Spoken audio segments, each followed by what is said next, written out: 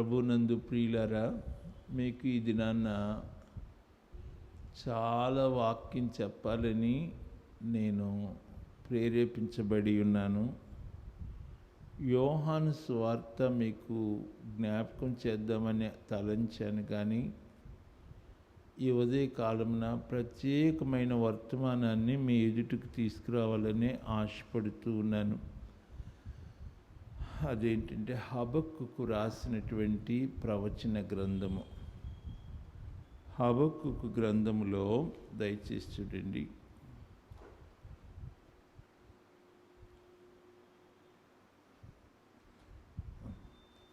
యోన, మీక, నహూము, హబక్కుకు ప్రవచన గ్రంథాన్ని మీకు ఈ ఉదయకాలమున మీ ధ్యానానికి తీసుకుని వస్తాను. ఈ హబక్కుకు ప్రవచన గ్రంథము అర్థం చేసుకోవటానికి చాలా కష్టమైన గ్రంథము. అస్సలు అర్థం కాదు. నేను ఈ వాక్య భాగాన్ని అర్థం చేసుకోవటానికి దేవుని సన్నిధిలో కష్టపడాల్సి వచ్చింది. ప్రభువు నాతో మాట్లాడారు. దేవుడు ఈ హబక్కుకు ప్రవచన గ్రంథము ద్వారా నన్ను ఎంతో ప్రత్యేకమైన రీతిగా దర్శించాడు. హబక్కుకు రాసినటువంటి ప్రవచన గ్రంథము మొదటి అధ్యాయము. ఈ మొదటి అధ్యాయం అంతా కూడా చదువుకుందాం. మీరు మ్యూట్లోనే ఉంచండి, అన్మ్యూట్ చేసుకోవద్దు. ఎవ్వరూ అన్మ్యూట్ చేసుకోకుండా నేను మొదటి వచనం చదువుతూ ఉంటే నాతో కలిసి మొదటి వచనము అన్ని వచనాలు నాతో కలిసి చదివేసేయండి. ఎవరు అన్మ్యూట్ చేసుకోకుండా అందరూ నాతో కలిసి చదివేసేయండి. ప్రవక్తయగు హబక్కుకు నొద్దకు దర్శన రీతిగా వచ్చిన దేవోక్తి. యెహోవా, నేను మొర్రపెట్టినను నీవెన్నాళ్ళు ఆలకింపకుందువు. బలాత్కారం జరుగుచున్నదని నేను నీకు మొర్రపెట్టినను నీవు రక్షింపకయున్నావు. నన్నెందుకు దోషము చూడనిచ్చుచున్నావు? బాధ నీవేళ ఊరకయే చూచుచున్నావు. ఎక్కడ చూచినను నాశనమును బలాత్కారమును అగుపడుచున్నవి, జగడమును కలహమును రేగుచున్నవి. అందువలన ధర్మశాస్త్రము నిరర్ధకమాయెను, న్యాయము ఎన్నడూ జరగకుండా మానిపోయెను. భక్తిహీనుడు వచ్చి నీతిపరులను చుట్టుకుందురు, న్యాయము చెడిపోవచ్చున్నది. 5వ వచనం. అన్యజనులలో జరుగునది చూడుడి, ఆలోచించుడి, కేవలము విస్మయము నొందుడి. మీ దినములలో నేనొక కార్యమును జరిగింతును, అలాగు జరుగునని ఒకడు మీకు తెలిపినను మీరు అతనిని నమ్మకయుందురు. ఆలకించుడి, తమవి కాని ఉనికి పట్టులను ఆక్రమించవలనని భూదిగంతముల వరకు సంచరించు ఉద్రేకము గల క్రూరులకు కల్దీయులను నేను రేపుచున్నాను. వారు ఘోరమైన భీకర జనముగా ఉన్నారు. వారు ప్రభుత్వమును విధులను తమ ఇచ్చ వచ్చినట్లు ఏర్పరచుకుందురు. వారి గుర్రములు చిరుతపలుల కంటే వేగముగా పరుగులెత్తును. రాత్రి యందు తిరుగులాడు తోడేళ్ల కంటెను అవి చురుకైనవి. వారి రౌతులు దూరము నుండి వచ్చి తటాలున జొరబడుదురు. ఎరను పట్టుకున్నటకై పక్షిరాజుగా వడిగా వచ్చినట్లు వారు పరిగెత్తి వత్తురు. వెనుక చూడకుండా బలాత్కారం చేయుటకై వారు వత్తురు. ఇసుగు రేణువులంత విస్తారముగా వారు జనులను చెరపట్టుకుందురు. రాజులను అపహాస్యము చేతురు. అధిపతులను హేళన చేతురు. ప్రాకారము గల దుర్గములన్నింటినీ తృణీకరింతురు. మంటి దిబ్బ వేసి వాటిని పట్టుకొందురు. తమ బలమునే తమకు దేవతగా భావింతురు. గాలి కొట్టుకొని పోవునట్లు వారు కొట్టుకొని పోవుచు అపరాధులగుదురు. యెహోవా నా దేవా, నా పరిశుద్ధ దేవా, ఆది నుండి నీవున్నవాడవు కావా? మేము మరణము నొందము. యెహోవా, తీర్పు తీర్చుటకు నీవు వారిని నియమించియున్నావు. ఆశ్రయదుర్గమా, మమ్మను దండించుటకు వారిని పుట్టించితివి. నీ దృష్టి దుష్టత్వము చూడలేనంత నిష్కలమైనది కదా. బాధించు వారు చేయు బాధను నీవు దృష్టింపజాలవు కదా. కపటులను నీవు చూచియు దుర్మార్గులు తమ కంటే ఎక్కువ నీతిపరులను నాశనం చేయగా నీవు చూచియు ఎందుకు ఊరకున్నావు? ఏలిక లేని చేపలతోనూ ప్రాకు పురుగులతోనూ నీవు నరులను సమానముగా చేసితివి. వాడు గాలమ వేసి మానవులనందరినీ గుచ్చి లాగియున్నాడు. ఉరులు ఒగ్గి చిక్కించుకొనుచున్నాడు. వాడు తన వలతో వారిని కూర్చుకొని సంతోషపడి గంతులు వేయుచున్నాడు. కావున వల వలన మంచి భాగమును పుష్టినిచ్చు భోజనమును తనకు కలుగుచున్నదని వాడు తన వలకు బలులు నర్పించుచున్నాడు. తమ ఉరులకు ధూపం వేయుచున్నాడు. వాడు ఎల్లప్పుడూ తన వలలో నుండి దిమ్మరించుచుండవలెనా? ఎప్పటికీ మానకుండా వాడు జనములను హతము చేయుచుండవలెనా? ఇది హబక్కూకు ప్రవచన గ్రంథము. నేను ఈ మొదటి అధ్యాయాన్ని కొంతవరకు ఈ దినాన మీకు వివరించడానికి ప్రయత్నిస్తాను. హబక్కూకు ప్రవచన గ్రంథము మీరు చాలా జాగ్రత్తగా మీరు దయచేసి అందరూ మీరు ధ్యానం చేయండి, చదవండి. హబక్కూకు అంటే అర్థం ఏంటంటే కౌగలించుకొనుట అని అర్థం, ఎంబ్రేస్. ఇంకొక మాటలో కౌగలించువాడు అని అర్థం కూడా, ఎంబ్రేస్. హబక్కూకు భయంకరమైనటువంటి ఆ ఘోరమైన పరిస్థితులలో జీవిస్తూ ఉన్నాడు. ఇశ్రాయేలు దేశము భయంకరమైన పరిస్థితుల గుండా వెళుచూ ఉంది. ఆ దినాలలో జీవిస్తూ ఉన్నాడు. హబక్కూకు ఒక గొప్ప ప్రార్థనాపరునిగాను, దేవునితో అత్యంత సన్నిహితమైన సహవాసము కలిగిన దైవ సేవకునిగాను హబక్కూకుని మనం చూడవచ్చు. హబక్కూకు ఒక గొప్ప చక్కని ప్రవక్త. చూడండి, మీరు రాసుకునే వాళ్ళు రాసుకోండి. మొదటి అధ్యాయం చూడండి. మొదటి అధ్యాయం ఏంటి అంటే ప్రశ్నిస్తున్నటువంటి హబక్కూకు, ప్రశ్నలు అడుగుతున్న హబక్కూకు, క్వశ్చనింగ్ ప్రాఫిట్, ప్రశ్నిస్తున్నటువంటి హబక్కూకు. రెండవ అధ్యాయం ఏమిటంటే కనిపెట్టుచున్న హబక్కూకు. చూడండి, is a waiting prophet. Then మూడవ అధ్యాయం ఏంటంటే స్తుతించుచున్నటువంటి ప్రవక్త, ప్రైజింగ్ ప్రాఫిట్.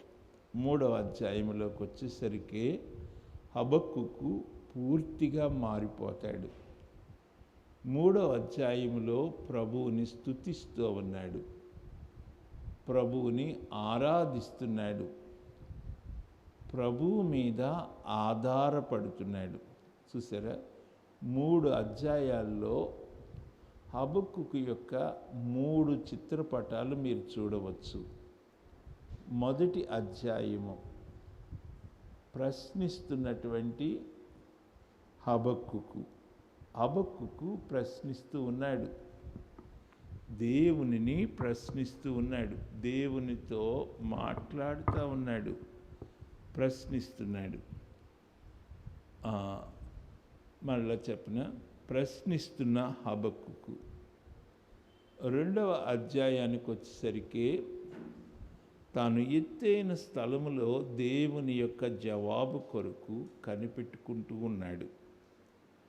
3వ అధ్యాయంలోకి వచ్చేసరికి దేవుడు హబక్కుకుతో మాట్లాడేసరికి హబక్కుకు ఆలోచన అంతా మారిపోతుంది. హబక్కుకు స్తుతిస్తూ ఉన్నాడు. 3వ అధ్యాయంలో హబక్కుకు దేవుని మీద ఆధారపడుచూ ఉన్నాడు. ఇది ఈ 3 అధ్యాయాలు. మొదటి అధ్యాయం చూడండి, హబక్కుకు ప్రశ్నిస్తూ ఉన్నాడు. మొదటి అధ్యాయాన్ని చూస్తూ ఉన్నప్పుడు చూడండి, మొదటి వచనం. ఆ మొదటి వచనం చదివితే, ప్రవక్తయగు హబక్కుకు నొద్దకు దర్శన రీతిగా వచ్చిన దేవోక్తి. ఇక్కడ నేను చాలా చిన్న ప్రవచన గ్రంథాలు ధ్యానం చేసి ఈ దినాల్లో చాలాసార్లు మరి మీకు బోధించడానికి, ఇంకా ఆయా పరిస్థితుల్లో సేవకుల మీటింగ్లో ప్రసంగించడానికి ప్రభు సహాయం చేశారు. అయితే హబక్కుకు గ్రంథంలో ఈ మొదటి వచనం చదివేసరికి నన్ను చాలా ఆలోచింపచేసింది. నేను చాలా లోతుగా ధ్యానం చేస్తూ ఉన్నాను. హబక్కుకు నొద్దకు దర్శన రీతిగా వచ్చిన దేవోక్తి. అందరూ జాగ్రత్తగా వింటున్నారా? అందరూ చక్కగా కూర్చున్నారు. చాలామంది నాకు వీడియో మోడ్లో కనపడుతున్నారు. వారిని బట్టి నేను ప్రభువుని స్తుతిస్తున్నాను. మీరు వీడియో మోడ్లో లేకపోతే మీరు ఎక్కడున్నారో, మరి ఇంట్లో, మరి వంటగదిలో ఉన్నారో, ఏం చేస్తున్నారు? మొత్తానికి మీరు చాలా జాగ్రత్తగా వాక్యం వినండి. ఇది మీకు దీవెన. దర్శన రీతిగా వచ్చిన దేవోక్తి. దేవుని వాక్యము దర్శన రీతిగా వచ్చింది హబక్కుకు దగ్గరికి. ఈ దేవోక్తి అన్న మాట నాకు నూతనంగా అర్థమైంది. దేవోక్తి అన్న మాటకి హెబ్రూ భాషలో ఏముందంటే మాసా అని ఉంది. దేవోక్తి అంటే ఇంకా ఏముందంటే దేవుని భారము, the burden of the lord. దర్శన రీతిగా దేవుని భారము హబక్కుకు దగ్గరికి వచ్చింది. దేవుడు ఎంత భారము కలిగి ఉన్నాడో ఒక్కసారి అందరూ జాగ్రత్తగా ఆలకిస్తారండి. మనం చాలా దుఃఖంలో ఉన్నాం కదా, మనం అందరం చాలా బాధలో ఉన్నాం కదా. ఏమిటి ఈ దేశం యొక్క పరిస్థితి ఇట్లా అయిపోయింది, ఈ ప్రజల పరిస్థితి ఇంత ఘోరం అయిపోయింది అని దుఃఖంలో ఉన్నాం కదా, చాలా దుఃఖంలో ఉన్నాం కదా. కొంతమంది అయితే ఇంకా చెప్పలేని దుఃఖం, అల్లాడిపోతున్నారు కదా. కారణం, యవ్వనస్తులైన వాళ్ళు చనిపోయారు. అల్లాడిపోయేటువంటి పరిస్థితి. చాలా ఘోరంగా మనుషులు దుఃఖంతో అల్లాడిపోతున్నారు కదా. నేను మీతో చెప్పిన, ఎంతమంది ప్రజలు దుఃఖంతో ఉంటే దేవుడు సంతోషంగా ఉన్నాడని మీరు అనుకుంటున్నారా? ఇంతమంది ప్రజలు అల్లాడిపోతుంటే, దేవుని మందిరాలన్నీ మూయబడి ఉంటే,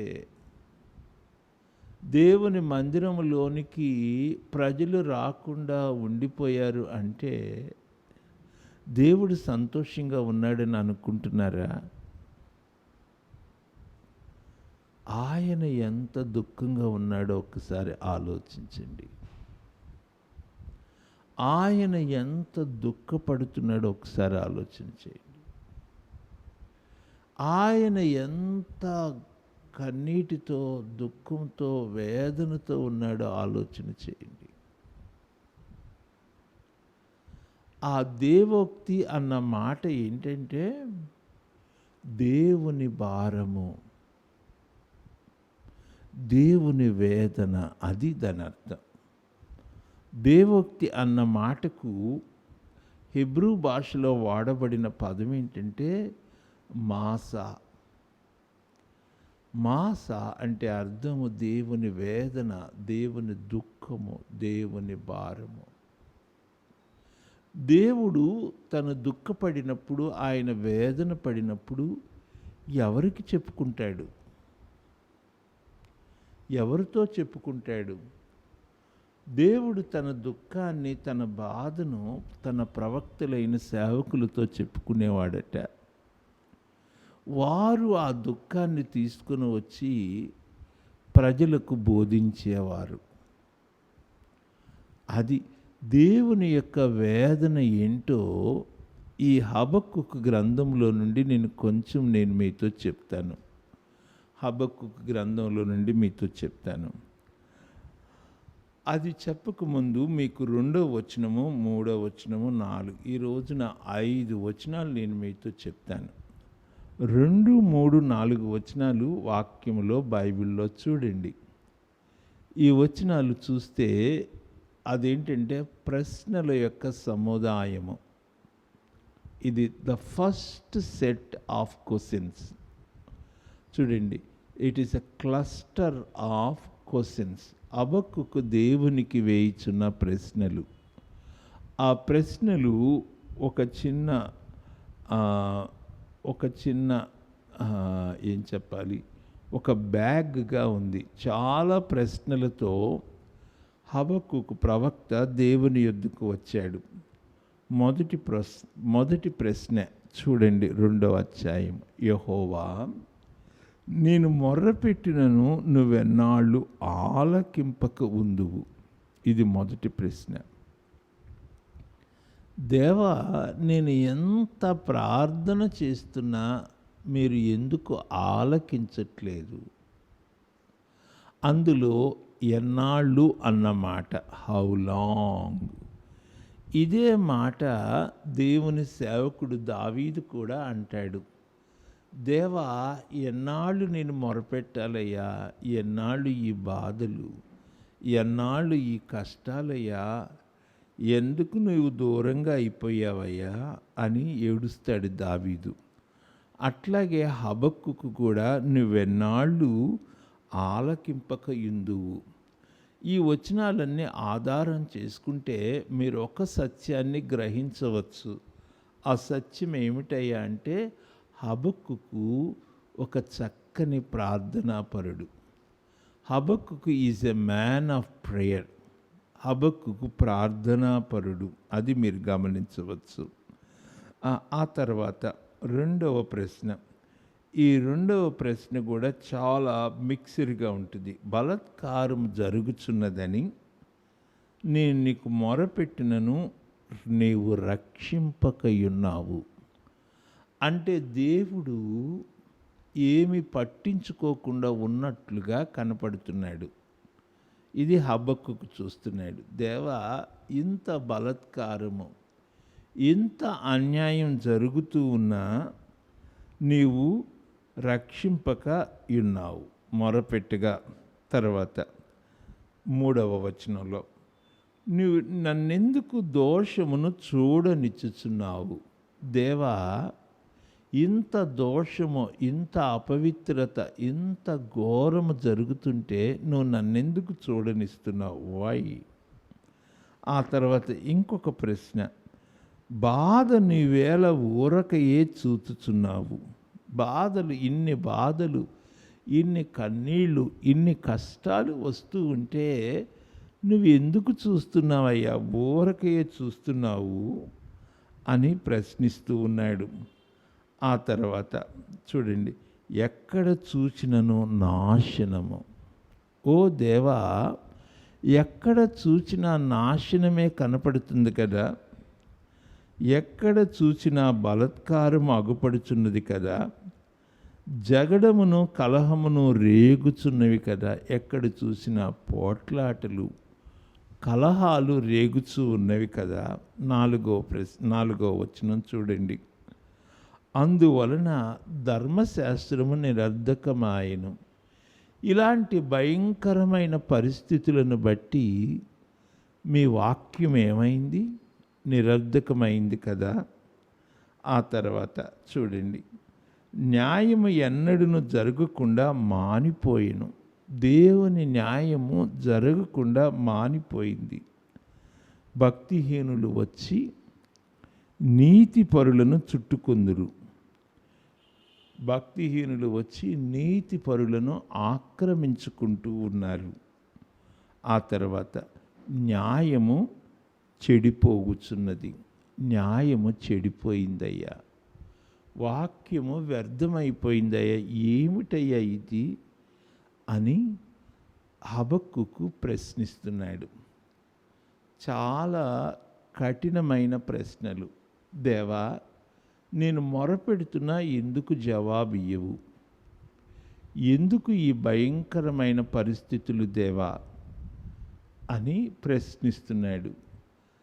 నాయన, నువ్వు ఎందుకు ఈ భయంకరమైన బాధలను, ఈ దుఃఖాన్ని చూడనిస్తున్నావు అని ఏడుస్తూ ఉన్నాడు. నువ్వెందుకు ఈ భయంకరమైన బాధలు, నాశనాన్ని ఊరకనే చూస్తున్నావయ్యా అని ఏడుస్తూ ఉన్నాడు. ఓ భయంకరమైన దుఃఖములో ఉన్న ప్రవక్త. అయితే దేవుడు ఎట్లా జవాబిస్తున్నాడు చూడండి. ఆ ఏడుస్తున్న ప్రవక్తకు జవాబిస్తూ ఉన్నాడు. అది 5వ వచనం. ఈ 5వ వచనం నాకు అర్థం కాల. మీరు నమ్ముతారా? ఈ 5వ వచనాన్ని అర్థం చేసుకోవటానికి నేను చాలా కష్టపడ్డాను. ఈ 5వ వచనం నా నా తలకాయ పగిలిపోయినంత పనైంది. మీరు వెళ్ళి మన తెలుగు భాషలో, వాడుక భాషలో చెప్తారు కదా, బుర్ర పగలగొట్టుకున్నా అర్థం కాదు అని. అలాగుంటుంది ఈ వాక్యం. 5వ వచనం చూడండి. దానికి జవాబు ఏంటంటే, దేవుడిస్తున్న మాట ఏంటంటే, ఆలకించుడి, అన్యజనులలో జరుగునది చూడుడి, ఆలోచించుడి, కేవలము విస్మయం పొందుడి. మీ దినములలో నేనొక కార్యమును జరిగింతును, అలాగు జరుగునని ఒకడు మీకు తెలియచేసిన మీరు అతనిని నమ్మకుందురు. చూడండి, ఇది దేవుని జవాబు. This is the answer of God. ప్రశ్నలన్నిటికీ జవాబు ఈ 5వ వచనం. 5వ వచనం నుండి మీరు చూడండి 11వ వచనం వరకు ఆ జవాబు మిక్స్ అయి ఉంటుంది. నేను 5వ వచనాన్ని మీకు క్షుణ్ణంగా చెప్తాను. ఈ 5వ వచనం అర్థమైనప్పుడు అందరూ నా వైపు చూడారా. నేను ఆకాశం అంత ఎత్తి వెళ్ళాను.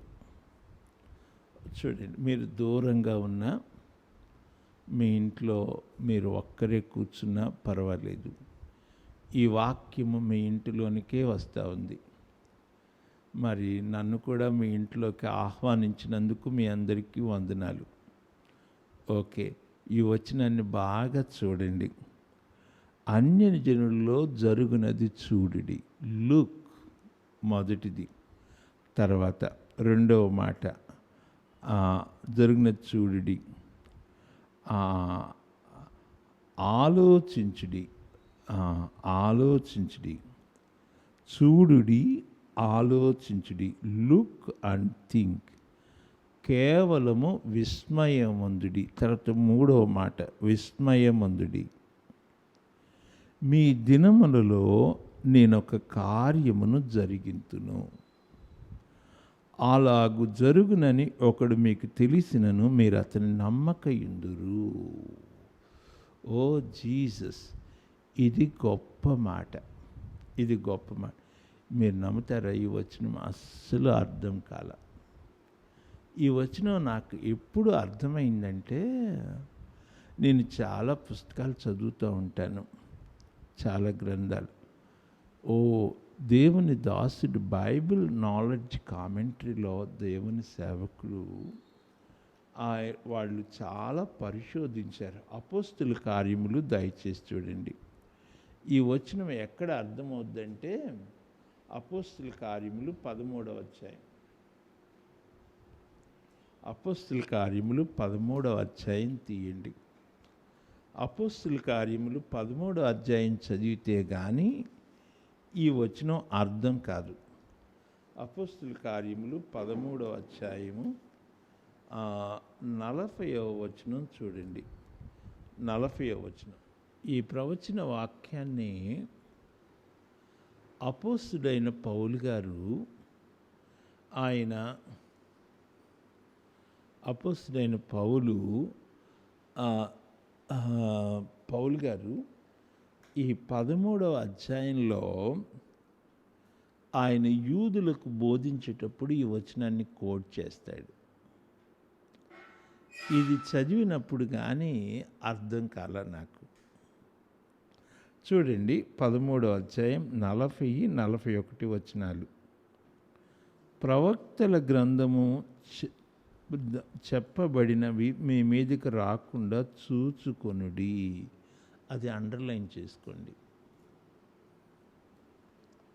నేటి దినాలలో ఉన్న సంగమ, నేటి దినాలలో ఉన్న ప్రభు బిడ్డలారా,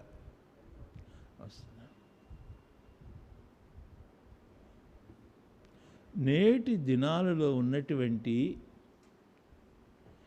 దైవ సేవకులారా, ఇది మీరు అండర్లైన్ చేసుకోండి. అపోస్తలుడైన పౌలు నూతన నిబంధనలో దేవుని వాక్యమును తృణీకరించినటువంటి యూదులతో మాట్లాడుతున్నాడు. ప్రవక్తల గ్రంథములో చెప్పబడినవి మీ మీదకి రాకుండా చూచుకొనుడి. అబ్బా, భలే భయంకరమైన మాట అది. ప్రవచనాలలో వచ్చిన ఉగ్రత, తీర్పు, ఆ భయంకరమైనటువంటి తెగుళ్ళు మీ మీదకి రాకుండా చూసుకోండి. చాలా కష్టమైన మాట సుమా. మీరందరూ వింటున్నారు కదా. మీ అందరికీ నేను ఒక తీయని బోధ చేయకపోయినా, ఏదో మీకు విశేషంగా ఏదో మరి అనేక బోధలు మీకు చేయకపోయినా, పరిశుద్ధాత్మ దేవుడు నాకు ఇచ్చినటువంటి వాక్యము ఉన్నది ఉన్నట్టుగా క్లుప్తంగా మీతో చెప్తే, మీ హృదయాలను దేవుని వైపు తిప్పితే నాకు అంతే చాలని నేను ఆశ. దేవుని వాక్యములో చెప్పబడిన శిక్ష, ఆ ప్రవక్తలు చెప్పినటువంటి ఆ వేదన మీ మీదికి రాకుండా చూసుకోండి. అబ్బా, అది పౌలు గారు చెప్పాడు. చెప్పి, ఇదిగో తిరస్కరించు వారులారా, ఆశ్చర్యపడుడి, నశించుడి. చూడండి 41 వచనం చదువుతున్న. అపోస్తలుల కార్యాలు 13:41. మీ దినములలో నేనొక కార్యమును చేసేదను, ఆ కార్యము ఒకడు మీకు వివరించినను మీరెంత మాత్రమును నమ్మరు అనెను. ఇది ఖచ్చితంగా హబక్కుకులో ఉన్న 1వ అధ్యాయంలో ఉన్న 5వ వచనం. ఈ 5వ వచనాన్ని పౌలు గారు కోట్ చేసి చెప్తున్నాడు. మీరు బాగా వినాలి సుమా. ఓకే,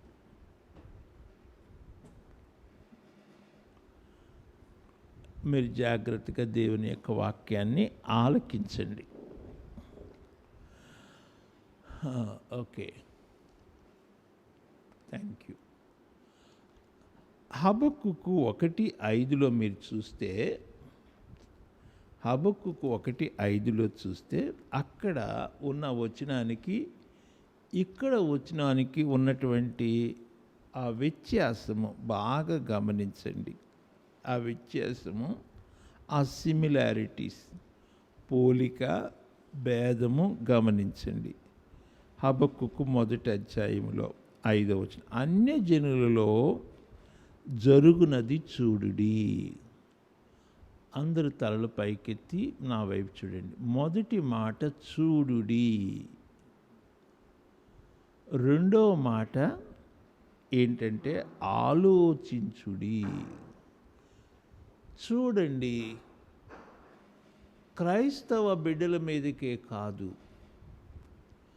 యూదుల మీదకే కాదు, ఇశ్రాయేలు మీదకే కాదు, సేవకుల మీదకే కాదు, లోకములో ఉన్న అన్యజనుల మీదకి వస్తున్న ఈ భయంకరమైన నాశనాన్ని ఒకసారి చూడండి. లుక్. ఆ తర్వాత రెండవ మాట చూసి మీరు ఏం చేయాలంటే ఆలోచించండి. ఎందుకు వస్తున్నాయి ఈ తెగుళ్ళు? ఎందుకు ఈ భయంకరమైన పరిస్థితులు వస్తూ ఉన్నాయి? ఆలోచించండి. మూడవ మాట ఏంటంటే, ఇక్కడ హబక్కుకు ప్రవచనములో ఉన్న మాట విస్మయమునందుడి. విస్మయమునందుడి. కేవలము మీరు విస్మయమునందండి, ఆశ్చర్యపడండి. ఎందుకు ఈ భయంకరమైన తెగుళ్ళు? ఆలోచించండి. ఎందుకు ఈ భయంకరమైన నష్టాలు? ఆలోచించండి. చూడండి, ఆలోచించండి, విస్మయం ఉందండి. అది 5వ వచనం కదండి హబక్కుకులో.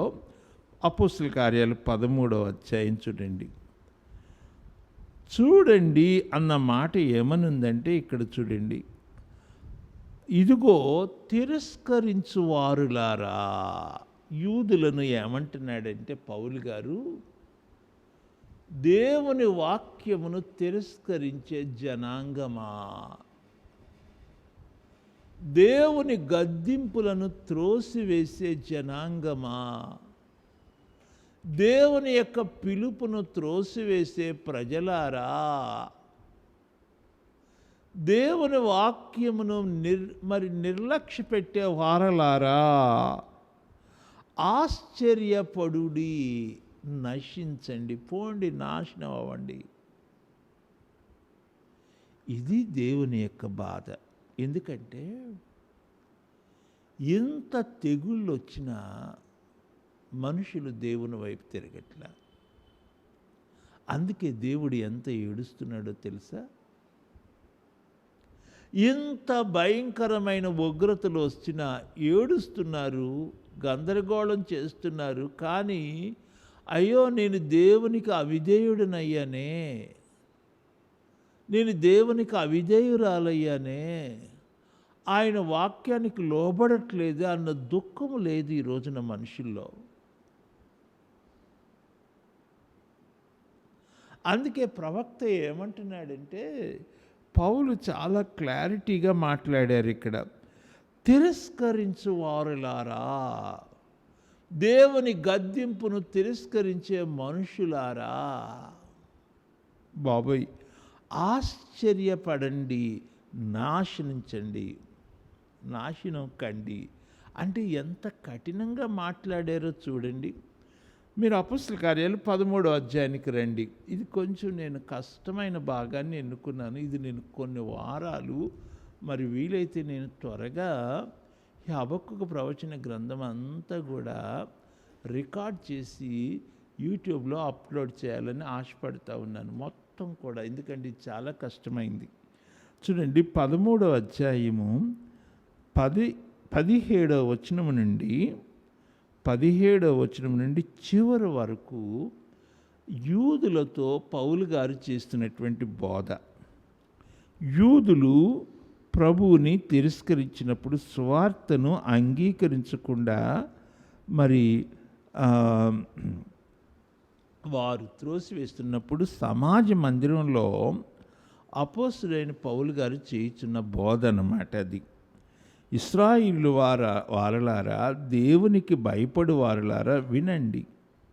ఇశ్రాయేలును ఈ ప్రజలను దేవుడు మన పితరులను ఏర్పరచుకున్నాడు అని ఆ మొదటి నుండి చేస్తున్నాడు ఆ బోధ. ఆ బోధలో ఏమంటున్నాడంటే దేవుడు ఆ హబక్కుకు ప్రవచన వచనాన్ని తీసుకొని వచ్చి కలిపి ఏమంటున్నాడంటే చాలా ప్రవచనాలు అక్కడ వ్రాయబడ్డాయి. మీరు ఇశ్రాయేలులారు మీరు ఎంత కఠినలో తెలుసా? మీరు దేవుని వాక్యమును తిరస్కరిస్తున్నారు. అది తిరస్కరించు వారులారా. మరి ఈ తరం వారికి యేసయ్య చాలా కఠినమైన పేర్లు పెట్టాడు. ఏం పేర్లు అంటే వ్యభిచారులారా, విశ్వాసము లేని చెడ్డ తరం వారులారా అని పేరు పెట్టాడు. కానీ ఇక్కడ ఇంకొక పేరు, అదేంటంటే తిరస్కరించే వారులారా. నాకు అత్యంత ప్రియమైన దేవుని బిడ్డలారా, నీవు దేవుని వాక్యాన్ని తిరస్కరిస్తున్నావా? దేవుని గద్దింపును తిరస్కరిస్తున్నావా? దేవుని హెచ్చరికలను త్రోసివేస్తున్నామా? Are we rejecting the rebukes of God?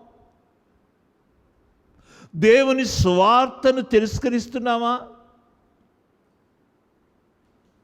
ఈ రోజున ఎంతమంది మన క్రైస్తవులలో రక్షణ పొందని వారు, సువార్తను తిరస్కరిస్తున్నవారు, రక్షణ పొందిన తర్వాత గద్దిస్తుంటే తిరస్కరించిన వారు.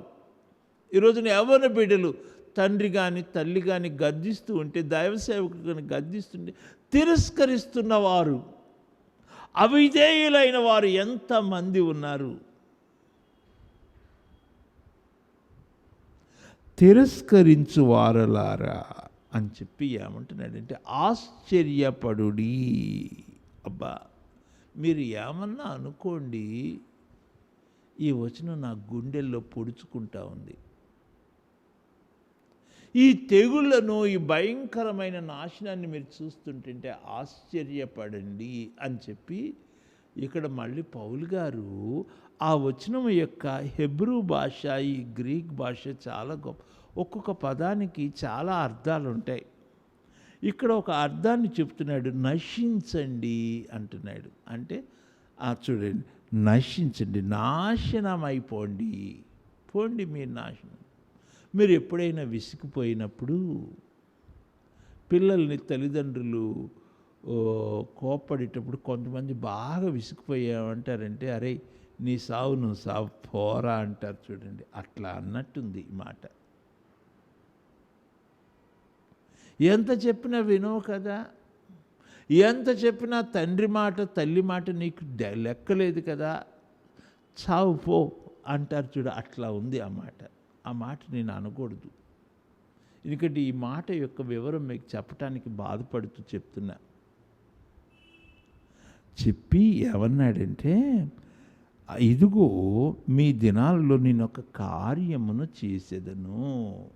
అది మీరు అండర్లైన్ చేసుకోండి. ఈ రోజున మీకు కార్యము అన్న మాట చెప్తాను.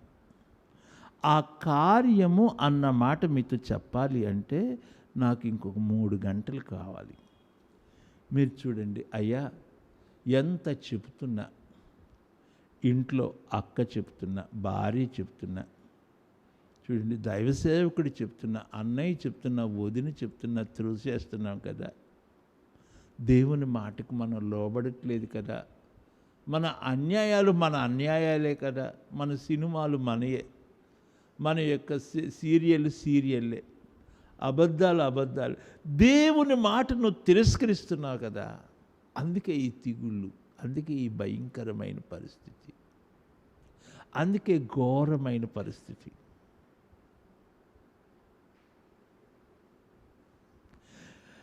నశించుడి అని ఇక్కడ ఉంది కదా వాక్యంలో, పౌలు గారు చెప్పిన మాటలో. ఇక్కడ చూడండి హబక్కుకులు ఏముంటుందంటే విస్మయము పొందుడి అని ఉంటుంది. విస్మయం ఉంది. ఈ రోజున ఎక్కువ ఈ విస్మయంతోనే చాలామంది చనిపోతున్నారు, మైండ్ పనిచేయక. ఏమిటి తెగుళ్ళు? నేను చెప్పనా, నాకు ఎంత భయంకరమైన బాధగా ఉందో నేను మీతో చెప్పలేను. మరణ వార్తలు కొన్ని నాకే ఫోన్ చేసి చెప్తూ ఉంటే తట్టుకోలేని పరిస్థితి. కొంతమంది హాస్పిటల్లో జాయిన్ అయ్యేటప్పుడు నన్ను ఇసుకిచ్చేసి ఫోన్లు చేసి ప్రార్థన చేయించుకుంటూ ఉంటారు. నేను అప్పుడు వాళ్ళకి ఏం చెప్పాలో నా హృదయం తట్టుకోలేని పరిస్థితి. ఎందుకంటే ఆరోగ్యంగా ఉన్నప్పుడు నీవు దేవుని వాక్యాన్ని తృణీకరించావు. నీ క్షేమకాలమున దేవుడు నీతో మాట్లాడినప్పుడు నువ్వు వినలేదు. కనుక దేవుడు ఏం చేస్తాడు? రక్షణ పొందాము అని చెప్తున్న బిడ్డలలో ఉండవలసినంత పరిశుద్ధత లేదు, ఉండవలసినంత నమ్మకత్వము లేదు. రక్షణ పొందాము అన్నటువంటి బిడ్డలలో ఉండవలసినంత విధేయత లేదు. ఆ పరిశుద్ధ దేవుడు ఏం చేయాలి?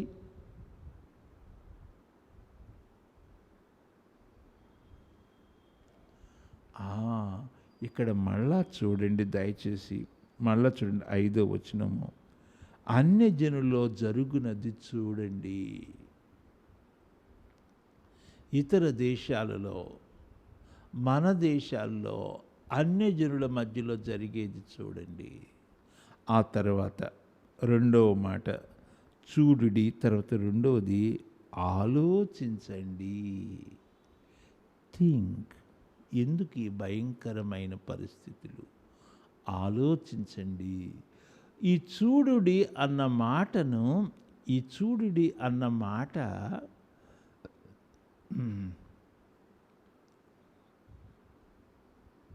ఈ చూడుడి అన్న మాట దేవుని సేవకుడు ఏమంటాడంటే,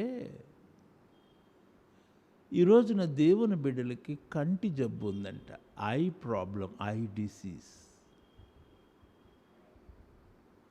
మీరు గుర్తుపెట్టుకోండి, ఈ మరణాలు చూస్తున్నారా? కానీ ఈ మరణాల వెనుక ఉన్న దేవుని హృదయాన్ని చూడట్ల. ఆయన ఎంత బాధపడుతున్నాడు, ఈ పరిస్థితి ఏంటి ఒక్కసారి చూడండి. మరి రాత్రి చెప్తున్న విషయం, ఫారిన్ కంట్రీస్లో ఇండియాని అసహించుకుంటున్నారంట, ఇండియా వైరస్ అంటున్నారంట. ఇంకా కొంచెం బాధగా చెప్పిన ఆంధ్ర వైరస్ అంటున్నారంట. ఇండియా వైరస్లో ఆంధ్ర వైరస్ చాలా పవర్ఫుల్గా ఉందంట. ఇది వస్తే చచ్చిపోవటమేనంట. నాకు చాలా దుఃఖంతో ఉంది. దేవా, మా దేశానికి ఎందుకు ఇంత భయంకరమైన స్థితి, ఇంత దీనస్థితి ఏంటయ్యా? ఇండియన్స్ కనపడుతుంటే వాళ్ళ దగ్గరికి రానివ్వట్లేదంట. బాబాయ్ మళ్ళీ ఈ వైరస్ తీసుకొస్తారేమోనని. అందుకే దేవుడు ఏం చేశాడో తెలుసా? ఆ దినాల్లో ఉన్న యూదులను కల్దీయులకు అప్పగించేశాడు. ఇప్పుడు చూడండి, 5వ వచనం నుండి నేను 12వ వచనం వరకు వస్తాను. ఇది మధ్యలో భాగం అంతా నేను తర్వాత చెప్తాను. 12వ వచనం.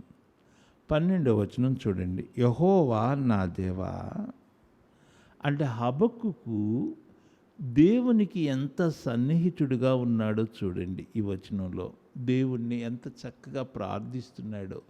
యెహోవా నా దేవా, నా పరిశుద్ధ దేవా, ఆది నుండి ఉన్నవాడవు కావా అని చెప్తూ ఏమంటున్నాడంటే, మేము మరణము నొందము, మేము చచ్చిపోమయ్యా. యెహోవా, తీర్పు తీర్చుటకు నీ వారిని నియమించి ఉన్నావు. ఆశ్రయదుర్గమా, మమ్మను దండించుటకు వారిని పుట్టించితివి. 2 మాటలు ఇక్కడ ఉన్నాయి చూడండి 12వ వచనంలో. 12వ వచనం ఏంటంటే ద అండర్స్టాండింగ్ ఆఫ్ హబక్కుకు యొక్క గ్రహింపు. ఇంకోటి ద ఎన్లైట్మెంట్ ఆఫ్ హబక్కుకు. దాంట్లో 2 మాటలు చూడండి. తీర్పు, దండించుట.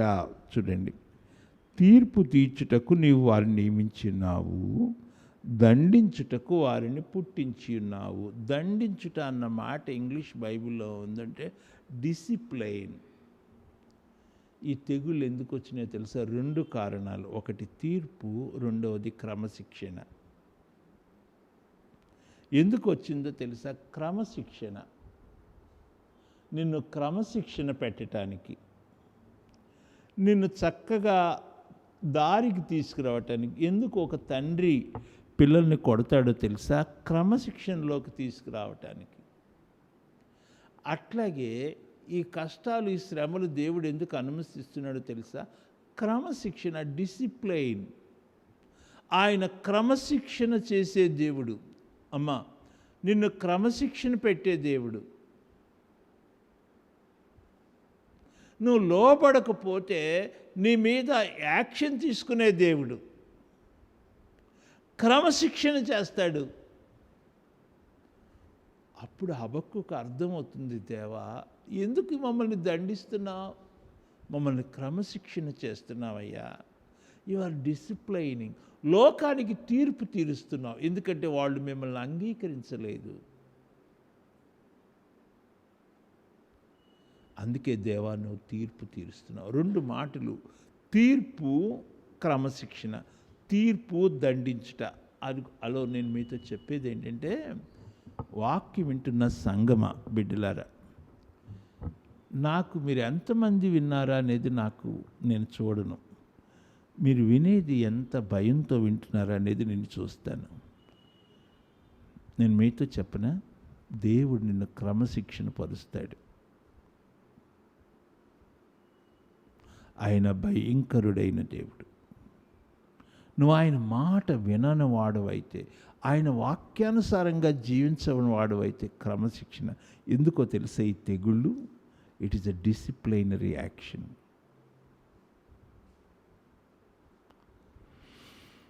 ఎంత బాధకరమో తెలుసా?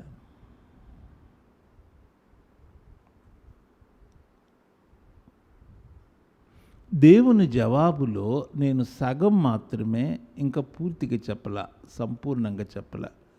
చూడండి, నేను సగం మాత్రమే చెప్పాను. చూడండి, ఆలోచించండి, విస్మయం పొందండి. 3 మాటలు 5వ వచనంలో. జరిగేది చూడండి, ఆలోచించండి, ఎందుకు ఇవి వస్తున్నాయి ఆలోచించండి. నువ్వు ఎంత నమ్మకంగా దేవుని ఎడలో ఉన్నావో ఆలోచించుకో. దెన్ 3వది విస్మయం పొందండి. నేను అక్కడ ఆగిపోయి ఈ జవాబులో 2వ భాగానికి తీసుకొని వస్తాను. అదేంటంటే, ఇదిగో మీ దినములలో నేను ఒక కార్యమును జరిగింతును. అది నేను మీతో చెప్పేసి ముగిస్తాను. ఏమిటి కార్యమో ఇది నాకు అర్థం కాల. నా బుర్ర చాలా చాలా దూరం వెళ్ళిపోయింది.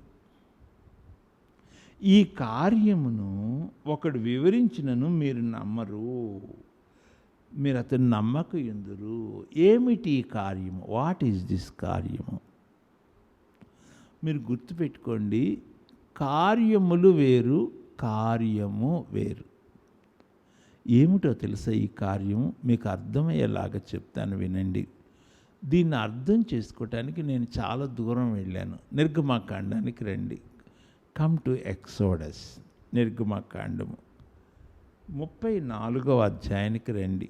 నిర్గమకాండం 34వ అధ్యాయంలో చూస్తే, అక్కడ యెహోవా అను నామాన్ని దేవాతి దేవుడు మోషేకు బయలుపరుస్తూ ఉన్నాడు. ఆ యెహోవా అను నామాన్ని బయలుపరుస్తూ ఉన్నప్పుడు అదంతా నేను కూర్చొని చదవలేను, మోకరించి చదవాల్సిందే. ఈ మాటలు చాలా కష్టమైంది. ఆయన 1000 వేలకు కృప చూపే దేవుడు. ఈ 10వ వచనంలో ఏమంటాడంటే, చూడండి, దేవుడు మోషేతో, అందుకు ఆయన ఈ మాట భయపడుతున్నాను. ఇదిగో నేను ఒక నిబంధనను చేయుచున్నాను. భూమి మీద ఎక్కడనైనను ఏ జనములోనైనను చేయబడిన అద్భుతములు నీ ప్రజలందరి ఎదుట చేసేదను. నీవు ఏ ప్రజల నడుమునున్నావో ఆ ప్రజలందరూ యెహోవా కార్యమును చూచెదరు. నేను నీ ఎడల చేయబోవునది భయంకరమైనది.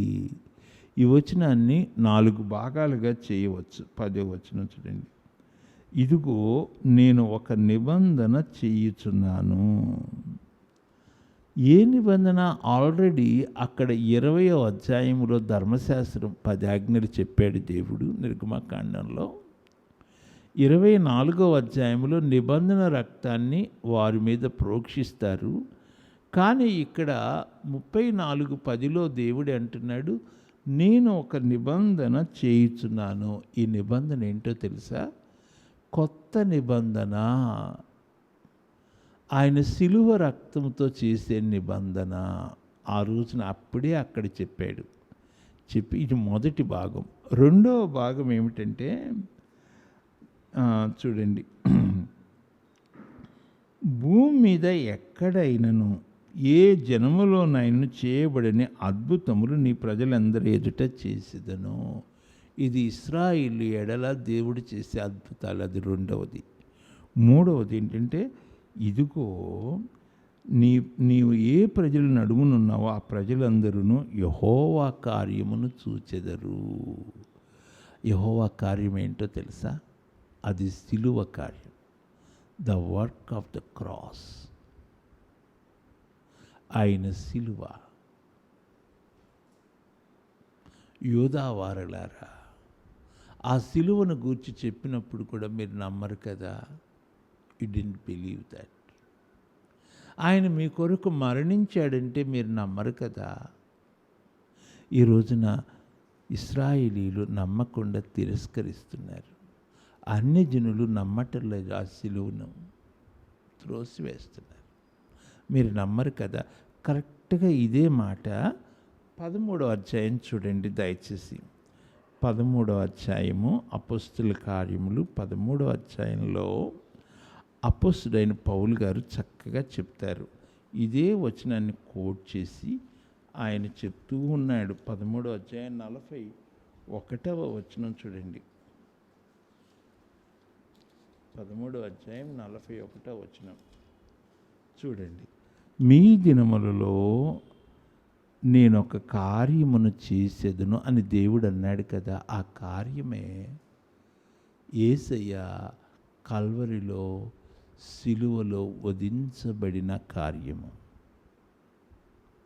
దానిని మీరు నమ్మట్లా, మీరు అంగీకరించట్లా, ఆయన కుమారుని అంగీకరించట్లా. అందుకే మీరు నశించండి పోండి అంటున్నాడు. ఆ కార్యమును ఒకడు మీకు వివరించినను ఏమాత్రము కూడా నమ్మరు అనెను. 42వ వచనం. వారు సమాజ మందిరం నుండి వెళ్ళుచుండగా ఈ మాటలను మరుసటి విశ్రాంతి దినమున తమతో చెప్పవలనని జనులను వేడుకొనిరి. అప్పుడు మరలా వచ్చి చెప్పమని అక్కడున్న వాళ్ళందరూ వేడుకుంటారు. అప్పుడు పౌలు గారు మళ్ళా వచ్చి చెప్తాడు. ఈ 13వ అధ్యాయం గొప్ప అధ్యాయం. నేను ఇక్కడ మీతో ఏం చెప్తున్నాను? దేవుని కార్యము. ఈ కార్యము 3 స్టెప్స్లో చెప్తాను చూడండి. స్టెప్ నెంబర్ 1, సిలువ మీద ప్రభు చేసే కార్యము. The work of God on the cross. The work of God through the son of God. అది రక్షణ కార్యము. ఈ మాటను మీకు కొంచెం వివరించడానికి 92వ కీర్తనకి తీసుకువెళ్తాను. 92వ కీర్తన.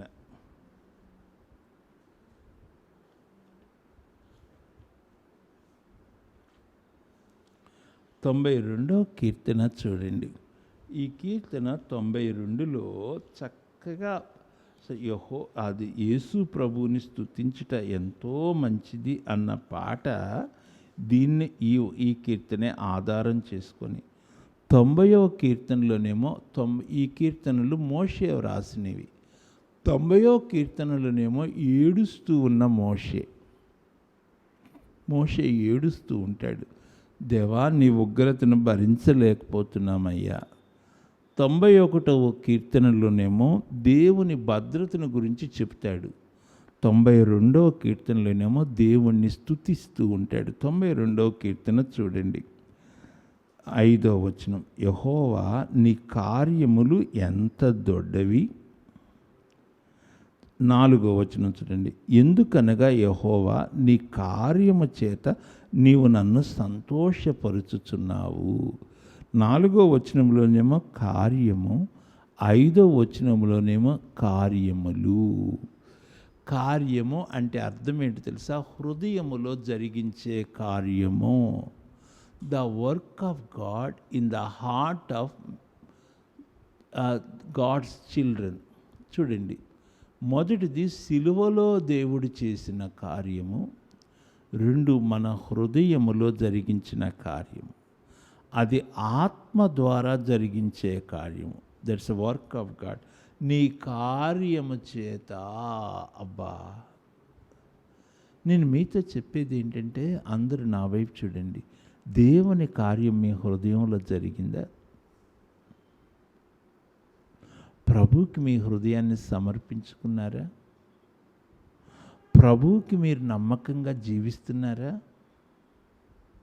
చూడండి, ద ఫస్ట్ కార్యము సిలువ కార్యము, 2 మన హృదయములో, దెన్ 3 మన కుటుంబాల్లో, మన సంఘములో, మన మధ్యలో దేవుడు చేసే కార్యములు. చూడండి, ఈ 3 కూడా ఒకదానికొకటి లింక్ ఉన్నాయి. నేను ఇప్పుడు మీతో చెప్పలేను, ఇక్కడితో ఆపేస్తాను. ఎందుకంటే ఇది కష్టమైనటువంటి మాట. దేవా, ఈ భయంకరమైన పరిస్థితిలో నీ కార్యము చేత నీవు నన్ను తృప్తిపరుస్తున్నావయ్యా, సంతోషపరుస్తున్నావయ్యా. అది దావీదు చేస్తున్నాడు. దేవా, నీ కార్యం చేత నీవు నన్ను సంతోషపరుస్తున్నావయ్యా. దేవా, నీ ఆత్మ ద్వారా నీ కార్యాన్ని చేస్తున్నావయ్యా. నీ కార్యములు ఎంత దొడ్డవయ్యా. నువ్వు ఏ ప్రజల నడుమున్నావో వారు యెహోవా కార్యమును చూచెదరు. నీవు ఏ ప్రజల మధ్యలో ఉన్నావో వారిలో ఎన్నడూ ఎవరు చేయని అద్భుత కార్యాలు నేను చేస్తాను. బాబాయ్, దేవుని వాక్యం అంత తేలిక అర్థం కాదు సుమా. నేను మీతో వాక్యం చెప్తుంటే నేను వెనకాల ఎంత కష్టపడ్డానో మీరు ఒకసారి ఆలోచించండి. ఈ మాటలు అర్థం కాదు. దేవుని అద్భుత కార్యాలు జరగాలంటే నీలో యెహోవా కార్యం జరగాలి. నీలో ఆ దేవుడు చేసిన కార్యం జరగాలంటే ఆయన సిలువలో చేసిన కార్యమును నువ్వు నమ్మాలి. బాబాయ్, మీకు అర్థమైందనుకుంటా. ఇదిగో నేను మీకు ఒక కార్యం చేయబోతున్నాను. హబక్కుకు నేను ఒక కార్యం చేస్తాను. హబక్కుకు, ఏడుస్తున్నావు కదా, దుఃఖంలో ఉన్నావు కదా, దేవా నన్నెందుకు నాతో మాట్లాడట్లేదు అని నువ్వు ఏడుస్తున్నావు కదా, ఇంత జరుగుతున్నా నువ్వు మౌనంగా ఉన్నావు ఏంటని ఏడుస్తున్నావు కదా. హబక్కుకు, నేను ఒక కార్యం చేస్తాను. అది దేవుని జవాబు. That's the answer of God. అక్కడ నేను ఆగిపోనా? 2000 సంవత్సరాల క్రితం తండ్రి అయిన దేవుడు సిలువలో తన కార్యాన్ని చేశాడు. తన కుమారుణ్ణి వధించాడు. ఈ రోజున మన హృదయంలో తన కార్యం చేయటానికి ఇష్టపడుతున్నాడు. ఈ రోజున నువ్వు లోబడితే నీ గృహములో, నీ ఇంట్లో, మన మధ్యలో ఆయన కార్యాలు చేయటానికి ఇష్టపడుతున్నాడు.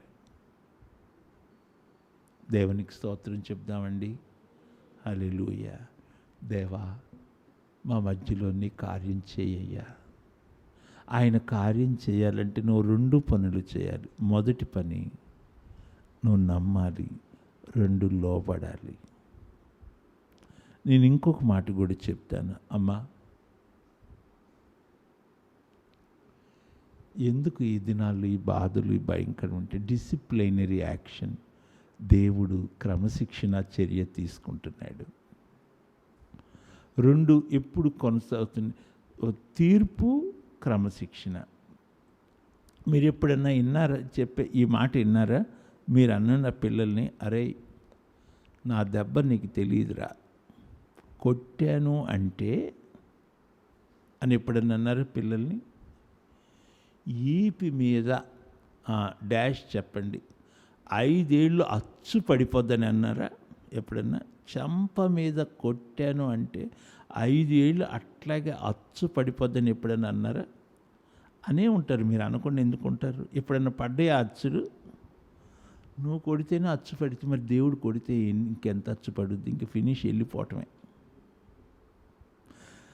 నువ్వు డిసిప్లైనరీ యాక్షన్ తీసుకుంటేనే అంత కఠినంగా ఉంటుంది మానవులంగా, మరి దేవుడు తీసుకుంటే ఎంత కఠినంగా ఉంటుంది? నీకే వారానికిలో కొద్దిగా ప్రార్థన కోటానికి రమ్మంటే రావు, బైబిల్ స్టడీ లేదు, వ్యక్తిగత ప్రార్థన అసలే లేదు. ఎందుకంటే నీకు టైం లేదు కదా.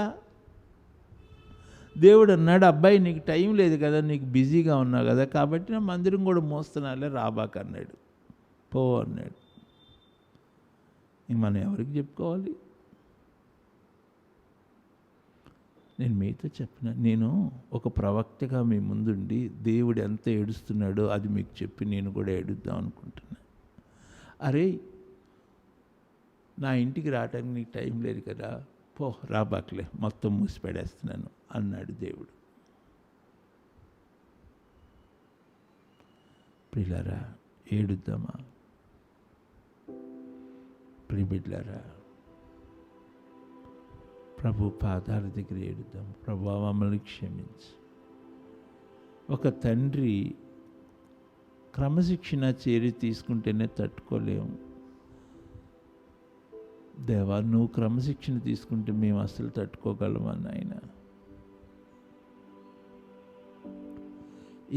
దేవుడు ఎంత డిసిప్లినరీ యాక్షన్ తీసుకోవాలంటారు మన మీద? లోకానికి తీర్పు, ఆయన బిడ్డలకి క్రమశిక్షణ యాక్షన్. ఈ క్రమశిక్షణ చర్యలో చాలామంది వెళ్ళిపోతున్నారు. ఏం చెప్పాలి? ప్రభు పాదాల దగ్గర ఏడుద్దామా? దేవా, నీ కార్యమును జరిగించయ్యా. దేవా, మమ్మల్ని క్షమించయ్యా. మీ వాక్య విషయాల్లో మేము ఎక్కడ విధేయులయ్యామో చూపించయ్యా. నీ సన్నిధిలో మేము ఎక్కడ మీ మాట వినలేదో మాకు చూపించయ్యా. అడుగుదామా? సరి చేసుకుందామా? దేవునికి సమర్పించుకుందాం.